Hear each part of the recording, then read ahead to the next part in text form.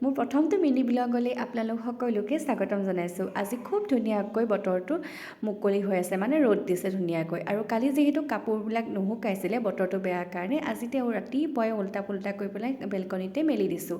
আৰু এয়া চাওকচোন, খুব ধুনীয়াকৈ ৰ'দ পৰে বেলকনিটোত। আৰু যিহেতু ৰাতিপুৱাই ব্লগটো আৰম্ভ কৰিলোঁ, সেয়েহে সেই মানুহজনে উঠিছেহে, যিহেতু ছানডে হয় আজি, লেজি ছানডে।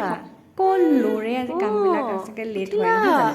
এয়া আমাৰ গীতমনো বাপেকৰ শব্দ শুনি পেলাই মুখ ধোৱা উঠি গ'ল। আৰু এয়া মই তাক অকণমান চাফা কৰি দিছোঁ, যিহেতু সি দেউতাকক গোটেই দিনটো নাপায়েই। আজি যিহেতু দেওবাৰ হয়, সেইটো কাৰণে দেউতাকক অকণমান ল'বলৈ কৈছোঁ তাক। আৰু এয়া মোৰ এতিয়া যিগৰাকী সহায়িকা বাইদেউ, তেওঁ আহি পেলাই পালেহি। আমি চাহ খুৱাই নাছিলোঁ, তেওঁ পটাপট আৰু ৰুটি বনাবলৈ ক'লোঁ, তেওঁ চাগে ৰুটি বনাই আছে। এয়া আমাৰ দুইজনে একদম ৰ'দ লৈ পেলাই বহি আছে। এয়া চাওকচোন, বাইদেউগৰাকীয়ে এতিয়া পাকঘৰত আমাৰ কাৰণে ব্ৰেকফাষ্ট ৰেডি কৰি আছে।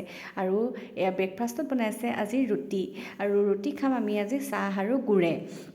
আপোনালোকে বাৰু গুড় চুৰ খাই ভাল পায়নে? মই কিন্তু গুড় খাই বিৰাট ভাল পাওঁ।